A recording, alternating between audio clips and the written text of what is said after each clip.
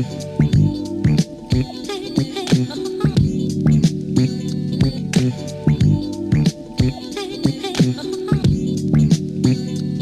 to this edition of Hustle Pro, the leadership series hosted by Journey. And my name is Ingrid Green. Thank you so much for joining us. Today we have Nick Zolfo and Tim Niles, and I'm stoked to get this cracking. So I guess to get started, I'll talk a little bit about myself. I'll introduce myself, and then I will let our guest today introduce himself. I actually studied architecture at Howard University. Didn't go to school for this, but that's the case for a lot of the guests that you'll be meeting. Some did, some didn't. Study in college what they're actually doing now, and that is the case for me. So I studied architecture at Howard University and also at the University of Waterloo, which is just outside of Toronto. I grew up mostly in Canada, but I've spent most of my adult life here in the United States, where I was born in New York City. I am so stoked to have our guests today, Tim and Nick. I think both work at Duo and they're transferring. They're in the process of going over to Cisco or staying. I'm not sure what the case is, but they'll tell us. Tim, why don't you go first? Sure. Yeah. Happy to be here. Thanks for having me. I am in the process of leaving Duo and moving into Cisco, where as of last week, I'm the new leader of transformational people analytics. I can't tell you what that does. I've only been doing it for a week and a half, and it sounds cool, doesn't it? Yes. I am also one of those people who kind of went to college for what I actually do. I did get a bachelor's degree in information technology. It took me 3.5 years to figure that out. Started as a physicist, chemist, computer scientist, and ended up just getting a degree in IT. So I got there. And Nice. yeah, I've been bouncing around a lot. I look at my career as sort of like a out of control roller coaster, and it hasn't stopped yet, and no one's thrown up. That's not true. There's been some vomit along the way, but here we are, right? And so I'm happy. I was gonna say, I know somebody was on that ride. Yeah. But so where's your hometown? I am in Ypsilanti. I usually just tell people Ann Arbor because it's easier, but no, I'm straight up Ypsi. So. All right, cool. Nick, what about you? Where are you from? Where did you go to school? Tell us a little bit about your story. Yeah, so thanks again for having me. I'm excited to be here today and to talk to everybody. So born and raised in Indiana, went to Indiana University just by, state school, cheaper tuition, stuff like that. Didn't really have any sort of desire outside of that, but studied policy analysis. So like public policy, government policy, very far away from what I'm doing now at Duo. And so after, it was kind of just like a thing where I wanted to go for business school. I didn't have what it took grade wise to do business school at Indiana University. So I went to, what else could I get that the credits would transfer and I could get out of college once my parents' funding, was up. And so that's the reality of the situation. I could only do 4 years. I couldn't do a victory lap by funding purposes. And so I came out of school and initially worked at a healthcare recruiting. We recruited for nurses and medical assistants for at-home and in-home services, which was good. I say like it's probably the worst job I've ever had in the sense that like there's positive to be had from that. I understood what I didn't like in a job, and so from there, this was around 2014 where I saw the tech boom was starting to happen, and I was like, I got to get into technology. And this nurse recruiting job actually had an opportunity in Chicago, and so I took that. And so as I was in Chicago, a couple of friends, they were getting into technology, and I moved over to an inside sales role, so doing like account development, cold calling all sorts of people, trying to get them on the phones and buying the software that I was selling at the time. And then that actually, I started off at Duo doing the same exact thing. So inside sales, cold calling, that whole fun stuff. And As of 2 years ago, I did move into a customer success role. So now I help, once people do buy Duo, I help them implement it, and yeah, get everything up and running and deploying Duo. So, and So I'm in Ypsilanti, so with Tim as well. Ipsy. So Okay, yeah, okay, okay. Cool, yep, cool. yeah. Well, since we're rocking with Nick, well, I'll go with a couple questions that I had a great conversation with both of you before we came on here. And Nick, I was really interested in your story because it resonated with me. I wasn't really interested in high school. Like I did the least in class. Like Yeah. just pass my exams or tests or whatever. I think even in college, I was well known for asking the question, "How much is this worth?" So Right. I was Yeah. really trying to do the least. I was Yeah, I was interested in stuff outside of high absolutely. school. So tell me, like, did you feel the same? Like, I feel like that we resonated on that level. Yeah, absolutely. Yeah. And if there are actual educators and teachers, it pains me to say that, but that's exactly how it was, you know. And I didn't really have too much invested in and I would say didn't have too much invested in the structure and curriculum that was being taught to me. Like, I've always been a learner, but it was like, I don't want to learn these things, you know. It was like, I got to pave my own path and I got to start learning what I want to learn, you know. And so there was tinkering here and there, and I really didn't know what that was at the time. It was always just kind of an interest in stuff outside of school. Certainly, sports was kind of my whole entire world. But yeah, I mean, you know, I highlighted the experience in college, and it was very much like I knew what I had to do at the time. I had to go to college just because that's what I was going to do, and some of that was from my parents' own desires, but really just like it was like the path of least resistance at that point. Like college would provide me with a degree, and then who knows what would happen from there. But I kind of didn't have any other ambitions or direction at that point. So I did, what was necessary to get by in high school, and then similar stuff in college. And like,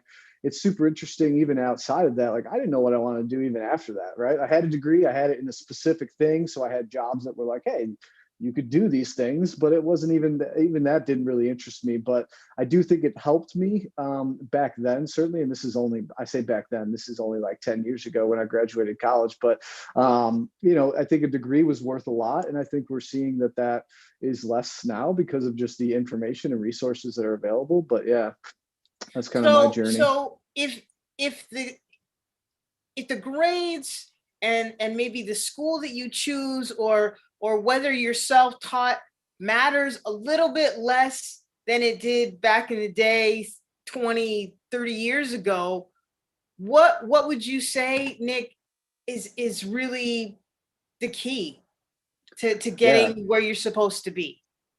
I mean, the unique thing just about, and I saw this term recently about unbounded learning, is like there are so many resources out there. Like, I mean, for me particularly, like this isn't school related, but like if I want to know how to do something around the house, I'm not super handy. I'll go to YouTube and I can figure it out, And so I think for any sort of topic, there is that stuff. And there's also, different websites like Coursera and different things that I'm thinking about that will offer you these self-paced guided learnings. And so, whereas back, when I was going through school, it was like, here's this path, you got to go down this sort of narrow path. And yes, there was a bunch of information available at that time. I'm not trying to say like the internet wasn't out there, but I think more so now, like unbounded learning and being able to learn whatever you want to learn, whatever you have a desire and a passion to learn, there's so many resources to it. And I think that's key, because if I think about somebody who, let's say you do finish high school, and that's fantastic, and getting your, what diploma. And so, but I think after that, like if you think about experience, I think that's, to your question, I think that's the most important part. If I think about like, if I were to have gone to college for 4 years, I'm going to get some classes that are just prerequisites. They're not going to be anything related to my degree or anything. But if I think about taking 4 years, and if I have the determination to do it on one subject or a particular, field, then 4 years of like having experience and learning in that field is like exponentially better, again, in my opinion, than just putting your head down for 4 years and having kind of a mixed bag of learnings.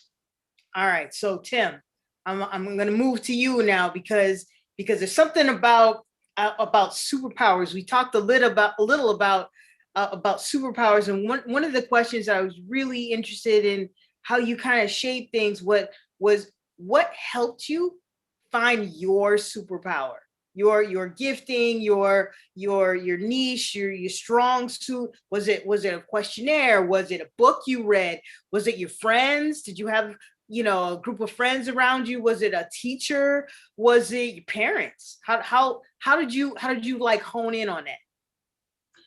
Man, yeah, it was none of those. At least, and I apologize if any of my teachers or parents or books are in the audience right now.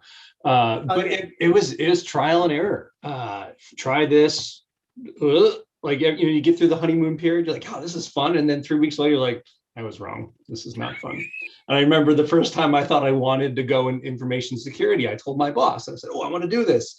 And I spent the next 6 months looking at router logs, and I was like, this is not what I thought I was signing up for. No. And so, right, like I think it was that superpower is like the ability to admit, try something, figure it out. If it works, be really adamant if it's not, and take what you can from that experience and move on to the next thing. And that kind of gets back to the roller coaster career, being like, oh, I'm bopping all over the place, just trying to figure out what I want to be when I grow up. I don't think I've grown up yet. My age and my body might say otherwise, but my mind and my resume say otherwise too. So we'll see. I want to touch back though, because Nick, you brought up this thing that, and you guys in that last conversation, Ingrid, that we talked about was like, I had to go to college. My parents busted their butt to make sure I could go to college. I never felt like I really even had a choice.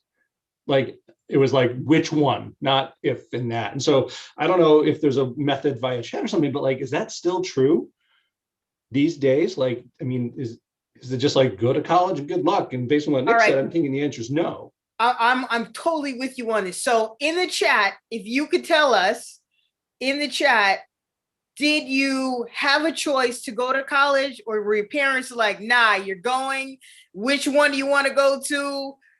Like, where you at with that? If you could tell us if you had a choice, if you didn't have a choice, let us know what's going on these days. Like, we want to know in terms of the diversity of who's listening in the audience and where people are at. Like, not everybody walks the same I wanted to say road, but tightrope.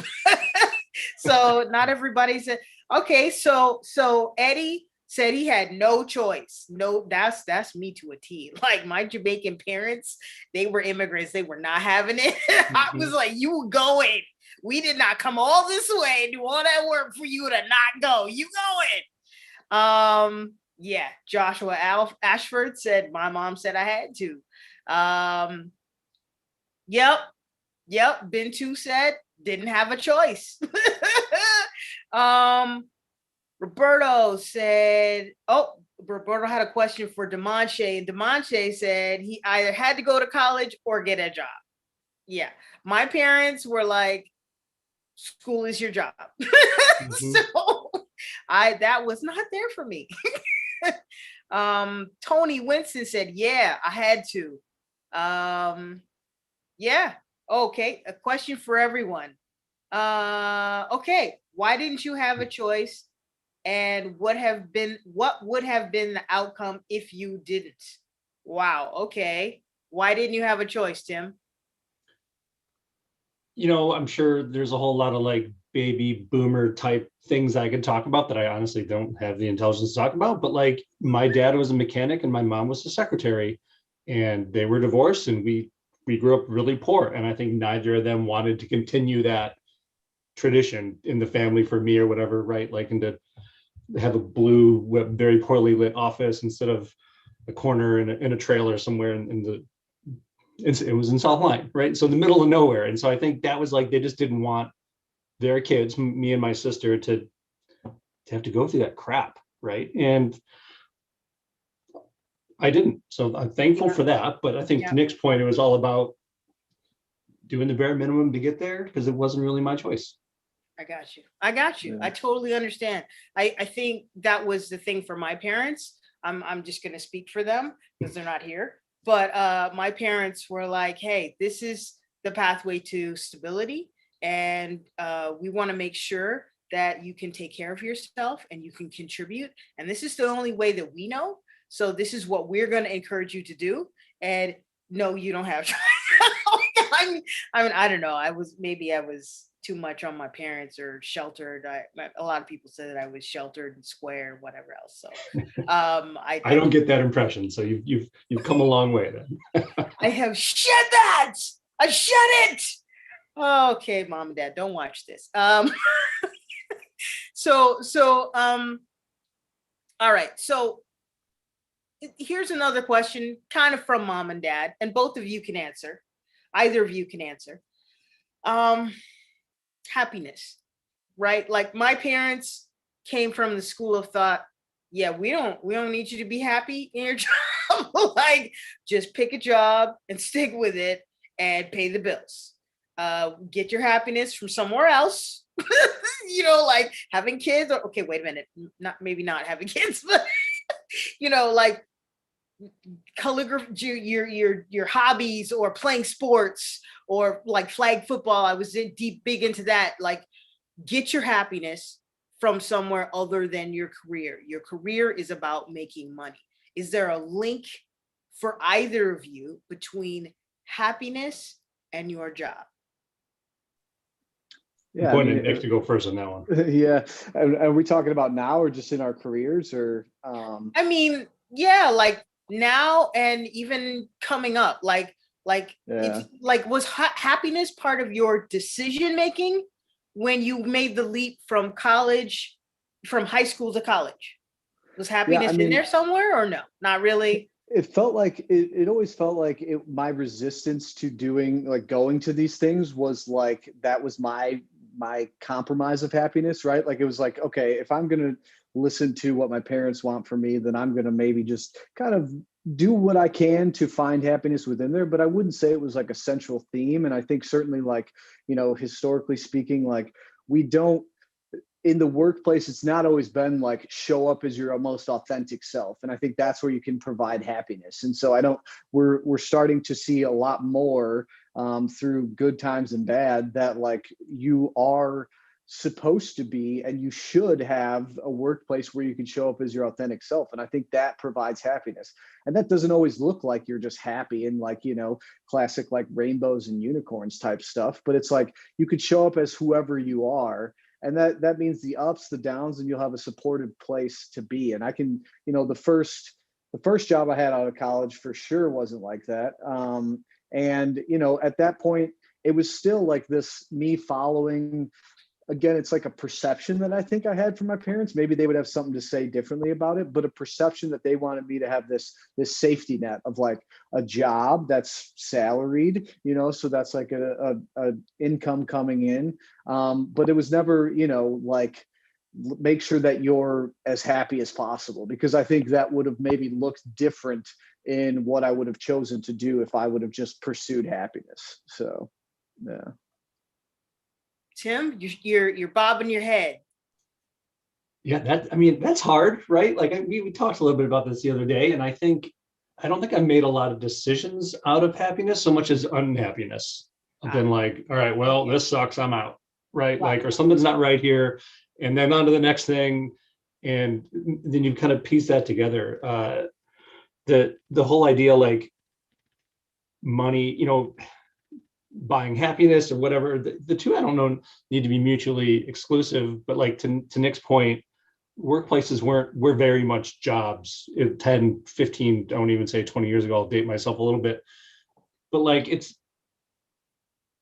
getting, there's a lot of stuff going on Twitter around some other companies kind of being like, we ain't gonna do that. Like, you show up here to work and then you're on your own. And yeah, that's cool. If you want that, there's a place for that. If you just want to put your 40 hours in a week, let's be honest, it's probably 60, and go do something else, awesome. But like, there's a whole other part where I can walk by one of my smart devices and see my company's name in the news and be like, hey, we're like donating a bunch of money to fix sustainability and climate. And like, that's cool. Like, good. Maybe not happiness isn't the word, but a sense of purpose, like that I'm on the right team.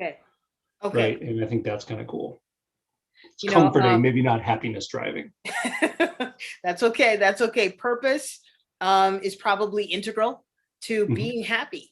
Having a sense of purpose about something, or feeling a sense of purpose in what you do, is probably a big part of happiness. I know that I'm probably repping Detroit a little bit here with the sweatshirt, but I know that I wanted a T-shirt that had something that Nick said, which was, being miserable isn't sustainable. I still want that shirt.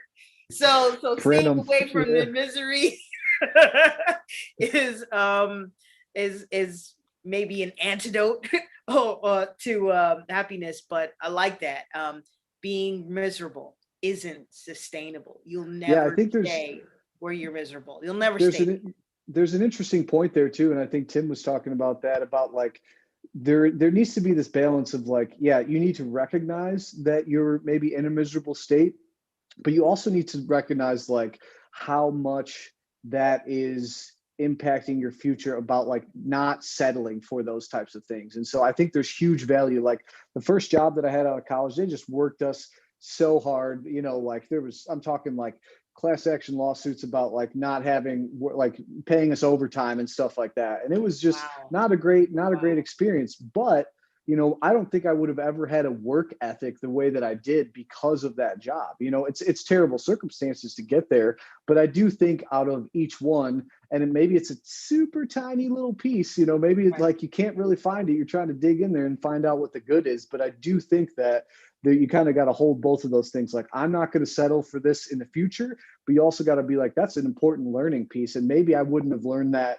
any other way, but having this experience. So, yeah. I hear you. So was we talked a little bit about the decisions that led to pivoting. So pivoting to tech, or pivoting from your undergrad to your master's degree. So I'll put it to both of you, and you can answer either way, Tim or Nick, you want to. But what was sort of key in making that shift or that pivot to the next thing? So whether it was from undergrad to grad school, or whether it was from the third job to the fourth job, like from a less happy job to a more happy job, like what was key in your decision making, in your thought process about that? I'll go. Yeah, I think for me, it was really just like seeing the workplace, and I say workplace in general, about like how it was transforming. You know, I think a lot of technology was becoming integral in everything, and it was like companies, the startup wave had just been happening, you know, at least in my perception. Like coming out of college, it was like 2011 was still a little bit difficult to get a job. And that's why I hopped on the first one I could get. And then after that, you started to see a lot more startups, and jobs became a little bit better, and there's just more job opportunities. And so I saw that, and I do want to acknowledge that I was certainly in a place of privilege to be able to take advantage of that. You know, having friends that were in that sort of network and stuff like that. But yeah, I saw that, you know, it was going that way, and balancing that with the misery that I was currently going through, like just not happy at all. You know, it was something that motivated me even more to try and make that pivot. And you know, I it's not like I just found somebody one day and like I applied for the job and I got it. Like I was applying for a number of jobs and I didn't get some. And I do think everything works out beautifully and perfect the way that it should. And so, you know, I was luckily like a couple applications, interviews down the road. Like my cousin, actually, his friend worked for the company that I ended up working for, and had the interview. And the interesting thing about that was, like, again, the skills that I gained in this first job out of college were skills that allowed me to get that job. So I can't say that it wasn't for nothing, you know. But you know, the pivot point was like, again, this whole misery thing. It's not sustainable. I can't just keep beating myself up over that, but also seeing that there was an opportunity in technology, and being able to capitalize on that. And I think, you know, even more so now, like startups are crazy now. Like that was even just like a, you know, a beginning of it. And I think there's a lot more opportunity now in the technology space, even because I think every company is like technology company in some aspects, you know, now. But yeah. Tim? Yeah, I think you're talking about kind of the grad school thing and the job thing. For me, they're very much intertwined together. And you know, I mentioned I didn't have a choice to go to college, so I went, and I after we talked, I think I had to go look up my GPA. I couldn't find my transcripts, but I'm pretty sure it was 2 and some change, and not a lot of good change. So like I got out, right? I graduated, and part of like going through some jobs and getting that experience and finally seeing like, man, like to get to that next level, to really kind of like look at they weren't even my peers at the time, my bosses and things and different, say like, those are the kind of jobs I wish I was doing, and say, oh, I'm going to go back to school. And this time I'm going to go because I want to go. And I can assure you, I went to Michigan State the second time around, 8 years after my undergrad, did much better. Really, I loved it. It was fun. I was there on purpose. Go white. And hey, listen. Grundy always comes with that go green. Get out of here with that. Bison all the way. Ain't you? You know, yeah. Yeah. Sorry, Tim. I interrupted. Right. I'm sorry. It's a response to Always does. but I was there on purpose. I loved it. If I could like go there again for free this time, would be nice. And I would do it. It was such a great experience for me. And it really makes me wish I had that same experience back in undergrad, because so, and a lot of that just came out of being like, I want to be doing more. I want to work somewhere where I'm treated the way I want to be treated, where someone who wants to invest in my growth, I was not being invested in. So I had to go pay for my master's degree out of pocket. And I got lucky enough to have paid off that debt within, I think it took me 4.5 years, which was insane. That's just, I got very lucky with just the right roles, the right time, good salaries, booming tech market. And it was I got lucky, but it was a great decision in hindsight. So cool. I love what was said about, it being a combination of an intentional choice to go towards tech. Also, there was a little bit of luck there in terms of getting a job referral from your cousin or whoever it was, Nick. And I like, look, both of you have been like really honest about how you got to where you were.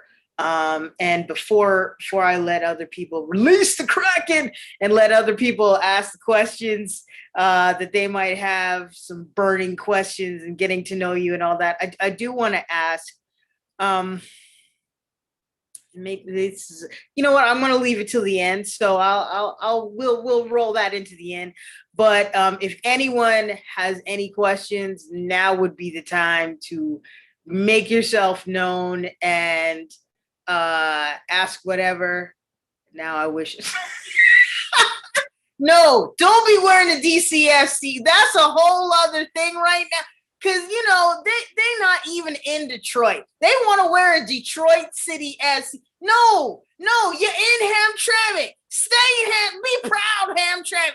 Don't look, I'm a soccer guru, so, don't get out of here with that. I just can't catch a break. I wear the shirt to Ann Arbor and I get shoved around. I wear state gear in Ann Arbor. I get shoved around. Man, I don't know where to go. I'm staying in my basement. All right. So let me see. Eddie said something about sustaining misery there, so I laughed at that. Joshua wanted to be an artist. Hey, that's cool. You could still be an artist, I mean, there's nothing stopping you from picking up a brush in your part-time or whenever you're chilling. Eddie said, when I dropped out, my family had a collective heart attack. Yes. I can echo that. No, well, okay. Much love to Hamtramck. Okay, great. I don't even know the 5 people who live in Hamtramck, so I'm not gonna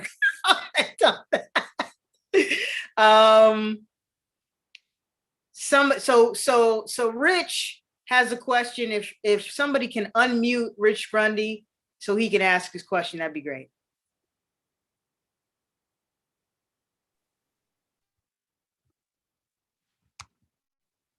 Hey, can you guys hear me? Cool. So my question is going back to when we were talking about our parents.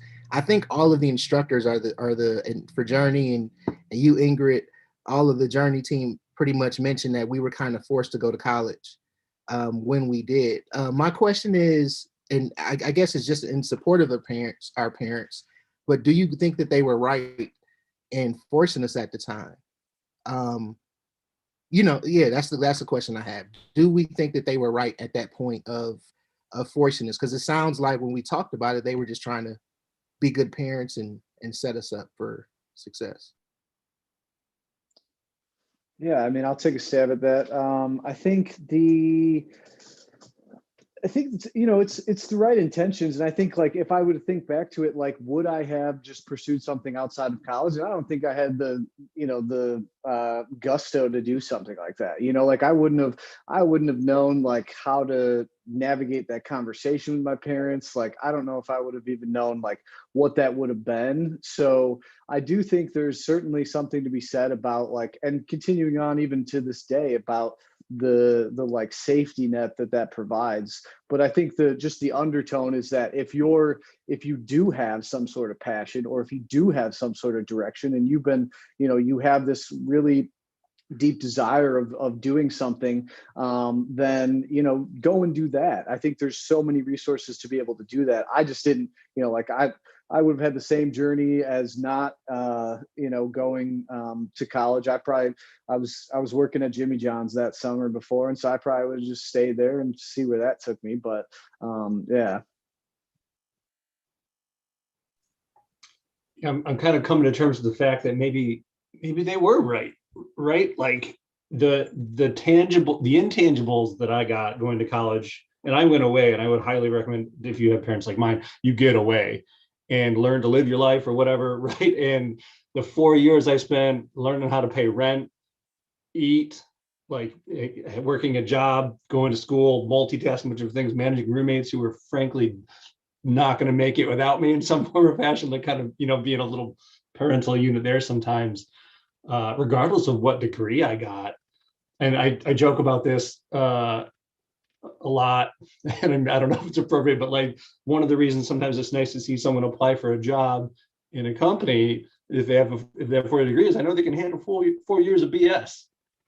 And at least, and at least that says that, because it was a lot to learn about being an adult. And yeah, I probably could have just stayed home and worked. I was working on some factory job, couldn't even drive a forklift, so I just had to carry stuff around. And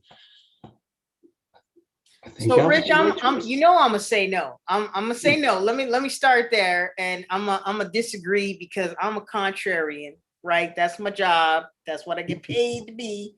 But so part of it is in grade 9, I went to Kingston, Jamaica, and I went to school there for a year. So I already spoke French. I already spoke another language.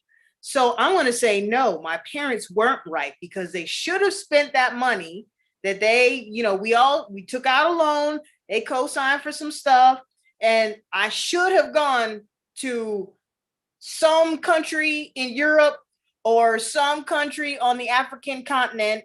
And I had it in me to go away and speak another language and do that thing somewhere else and just try to live. Because if you try to live somewhere else, you'll understand how important money is. So that becomes a factor. And you have to be resourceful if you go somewhere where you don't necessarily speak the language. But I was equipped to at least understand people who are speaking another language, right? And so I could piece some things together. But I'm gonna say no. I think that the amount of money that we all went into debt over, and I didn't have, so I was passionate about studying architecture. You see any architecture around here? I don't see any, because I'm not doing it. So the amount of money that we spent on that if I had just gone to like South Africa or Ghana or Italy for like a year, which is a long time when you're 19. That's a long time. I would have seen some other things. I would have figured some other things out. But most importantly, I would have learned more about myself, which I didn't necessarily learn in college. Everybody was unhappy with me. That's all. Let me not go into that. I'll talk about Howard another day. But yeah, no, that's not a good thing necessarily. But you still got to go to Howard though. No, we're gonna talk about where don't miss when Ross Weaver comes on. Don't miss that. You want to be here for that. Because I will talk plenty about Howard that day.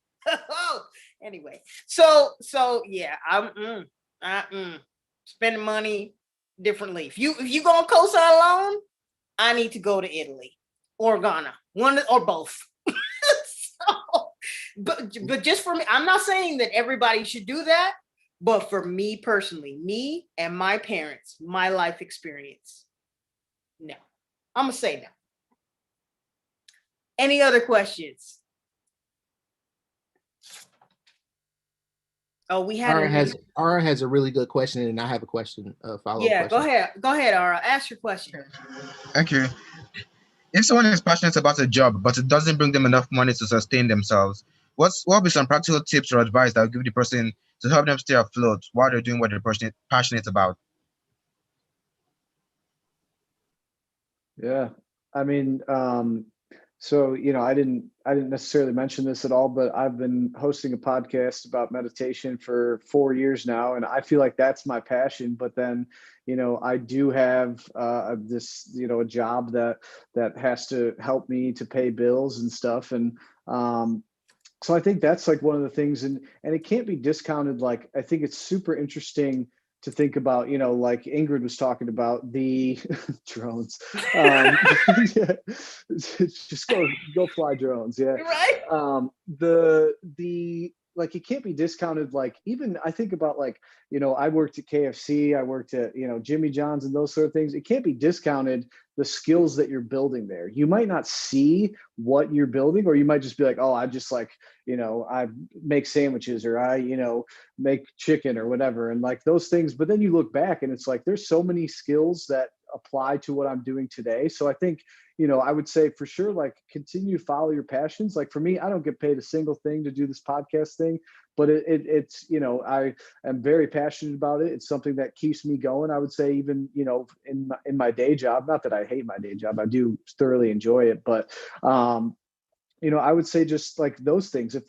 If you can bring in enough money to continue doing what you're doing, for any job, whatever that looks like. And I use food service because I'm super passionate about, like, everybody should be in food service, just for what that means for, like, having to interact with people and stuff like that, and the skills that you build. But I don't think it's, I think what the perception of working a job that just pays the bills while you're working on your hustle. And, I think networking is also a huge piece of that. Like, if you're going into that, and if you're in a field or you're doing something that you're passionate about, like seeing forums online or getting in, groups that are doing that sort of thing, and networking in there, and really growing your network from there is super crucial. Yeah, there was I don't do a lot of following people on YouTube, but there was somebody who I started following or playing a game I was playing, and he's like, I quit my job as a programmer to do this. And to me, it was just really interesting to be like that gradual transition, right? Sometimes you got to have a job to pay the bills, and you get yourself a job that allows you to still have room to do your passions. So you're not working 100-hour weeks or whatever, and hopefully finding that balance, and then start to just blend it in. And Nick's very fortunate. I see him all the time in our Slack at work with the mindful meditations and different things, and bringing his passions to work. Like, that's awesome. And I think I'd like to think I'm doing a little bit of that too with some of the different stuff I'm doing at Cisco now. And so I think, like, you have to find a gradual transition where you're keeping your passions alive and your work's covering that, or you find a way to bring your passions into work. And to Nick's point, if you really like, there's some easy examples with food service. I grew up in waiting tables and busing tables. Like, I 100% agree, Nick. The worst of humanity and the best of humanity, and free food, hopefully. There's so many different ways to bring the customer service experience. Oh, hey, I want to paint. Let's see if I can throw a mural up in this wall. or if I just want to like work and then get tips and go home. You can kind of pick all the different aspects there. I think that's fascinating. Before I let Rich ask his question, I just want to say there are two things. Your first job is, or any job is an investor in what you want to do, because somehow they are paying you to either save your money or to invest that money is what you end up possibly investing. So whether you love that job or you don't love that job, they are an investor. So no matter how you look at the happiness factor, that's a thing. The other thing is, again, with the happiness factor, that's why I founded Drones for Girls, right? Is that you can get paid from the age of 16 years old, $150, $200 an hour, which is not a babysitting job, to get a license, which costs $150. And you can rent drones, and you don't have to leave Detroit, Ypsi, Ann Arbor, wherever you at. You don't have to leave. You can still, because people, it is in such short supply right now. But again, that is an investment, not only in your savings and your financial picture, but it's an investment in your superpower, in buying you the time to find out what you really do like, whether it's painting or playing the pickup. Rich, ask your question. This is my question. Is that Yvonne Green? Is that your mom? That's what's up. Those quotes are like, Yeah. those quotes are there's something to live by. Just to follow up or add something to that, I paid $13 to go to this stock trading class or Zoom a couple of days ago. It was like 500 people on there. And just to kind of reiterate what you guys are saying and what you said, like if you really know how to do something very well, at this point, people will pay to learn from you. And for this trader, which she's made 600,000 trading or whatever. This is just a side thing, just her giving back to the community. But in the midst of that, she still made $5,000 for like 2.5 hours or so. Just kind of think about that. But my follow-up question was, or not follow-up question, but my other question was more so around the happiness part, because we're kind of talking about happiness and jobs and workplace and everything like that. And I've heard at least in Detroit a lot about how Duo is big on diversity and just being conscious of the space that they take up in the community and everything like that. And I wanted to know, was that a factor in you guys choosing to work with Duo or for Duo, and how important is that? And has there been any instances where I don't really like this environment, I'm gonna move to another environment, or I've heard great things about this company, I want to check out their environment? I've gone first on all of them. Tim, you want to hit it? Yeah, Nick, you've been here much longer than me, right? And I'm technically like not almost 4 years, yeah. Yeah, so I'm coming in at 1.5 years, and it was very much a conscious decision to apply at Duo specifically for me.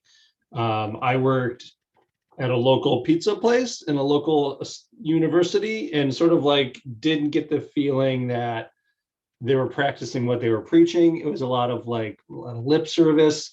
And so I remember just having a conversation with someone at Duo, a friend of mine who I met in college, and was like, hey, like what's up with that? And he's like, no, it's real here. I was like, okay, I've heard that before, right? And to sort of come in and have it be real and was weird. It was weird. I mean, I got to tell you, first, for right out of the gate, it was like, we're really going to do this. We're going to go, have this. I can't even think of the first time we did something like the launch parties, the volunteer week that was technically last week that brought us here to this thing, the time to give that we do, like just the general sense of community, not in just like, oh, here's our office, but like, here's how we're concerned with local politics and all this. And it's like, so I'm not just here making pizza. Awesome. Right. And so when when I started to come into this specific transition, I didn't really love the way my role had evolved here at Duo, which is nothing about the company, but I'm like, I don't really want to go anywhere. Like, I want to stay here. In Cisco, which is really fascinating, I think mirrors a lot of those beliefs, which is, I mean, I don't know how that happened. Pure luck, right? Like, so that's really cool that like it's not like a weird pocket of Ann Arbor, Austin, Detroit, bucking the system. It's like, oh guys, like we got 45,000 people who all agree with you. Like, let's do that. And it's like, all right, cool. Like, I don't have to wake up every morning and be like, I wonder if I'm working for the bad guys at Facebook, right? And we're not, and that's really cool. It's really cool that it's genuine. Yeah, and I would definitely echo what Tim is saying. It, if you go on our webpage, the values are there, and I have never seen a company that throws values up there. And again, it's kind of a weird thing to say, like it was a shock that they lived those things out, but like it's the truth, because a lot of people are doing this lip service, and they're not really. They're just like it looks cool on their website. You go into the workplace, and it's like completely different. One of our co-founders and the CEO is a person of color. We had, diversity and inclusion with Trey Boynton was top of mind when I first got, like, early on. And it's all about the intentionality that goes with that. Like you could live your values out. And the craziest thing to me was how it permeated throughout everybody in the company. Like, okay, like I can, talk to somebody and we can share the same values, but like, how do you permeate that through? And at the time it was like, I don't know, we're up to like 1,000 people now at Duo, but at the time it was like, 500, 600 people. And like every single person you talk to, being kinder than necessary, learning together, engineering the business, those sort of values that you see on the webpage is mind blowing. And it is kind of unfortunate that way, because it should be more widespread and it should be just what people are thinking about. But it does, even right now, and Tim and I were on like a committee that, with all the stuff that's happened in the last year or so, it's super unfortunate with the social injustice and everything that's happened there. But for me, and it sucks to say it, but like that's when I rose up and was like, hell no, we're not doing this anymore, and there was a space to support that, and so we've had initiatives. We're looking at how job roles are written, all that sort of stuff, like to be inclusive and stuff like that, how, even so much as, to be inclusive of people of color, to be inclusive of gender, whatever that may mean for you, and so I think it's just really cool. Not only it was cool and certainly something that I valued so much when I came there, but how that's evolved and changed with the times. And like Tim said, Cisco is standing up and taking stands on this stuff too. And it's not just like, oh, we're going to be anti-racist. Like, let's say that. No, it's like, let's put some action in place to be that, and let's empower everybody at our organization to do that. If you're not doing that, here, or if you don't know how to do that, here's some resources to do that. And let's get the people in place to support you along that journey. And like, that is, that's super cool. And obviously I'm, and quite maybe not obviously, but I'm a straight white male. And so like that, I am the most privileged there can be, in this sector. And, so I recognize that, but then there's also the aspect of like not knowing what I don't know, and to have people who support me in that space and allow me to evolve in my understanding of, diversity, equity, inclusion, belonging, and everything that comes with that is huge. And that permeates throughout, almost everybody at our organization. So sorry if that was long-winded, but I'm super passionate about that. And I love that we have space at work to recognize that. So, yeah. That was a great answer. And not walking the talk, a company not walking the talk is, or what they say on their website is really speaks to authenticity. And so that it's important to all of us to do things that we believe that we want to do, and to not be two-faced, not be working for somebody who seems out and out two-faced. We don't know, nobody is comfortable doing that. So parting shot, last question, and y'all got like 90 seconds. None of this not long-winded. So in two sentences, for the people in the audience, for our listeners, if you could leave them with one lesson that you brought from your life experience, from your career journey, from Duo, from where you started, your hometown, your parents. One lesson for listeners, that if they take nothing else away from this thing, they take this 2-sentence, Nick. I'm looking at you. I'm looking at you. All right. 2 sentences. What would they be? Go. This will be a run-on sentence. No, I think it just comes down to, I've been thinking about this, trust your intuition, find out your authentic self, and screw the haters is what, I think just continue on that path. Yeah. I want to say more words, but I'm not going to. Don't. Fight for, don't. The force is strong. Anyway, go ahead, Tim. I think you got to be willing to screw up, and you got to learn from it, and you got to rinse and repeat. And so part of the trick is don't screw up so hard that it's going to ruin your life, but also don't play it safe. I think I see so many people who have this perfect career planned out or had a plan, and they're like, oh man, I got into cybersecurity and I did it for 30 years. Look at me, I run a company. And it's like, yeah, that ain't happening for most people, right? You're going to bounce around from one job to the next, to being happy, to being miserable.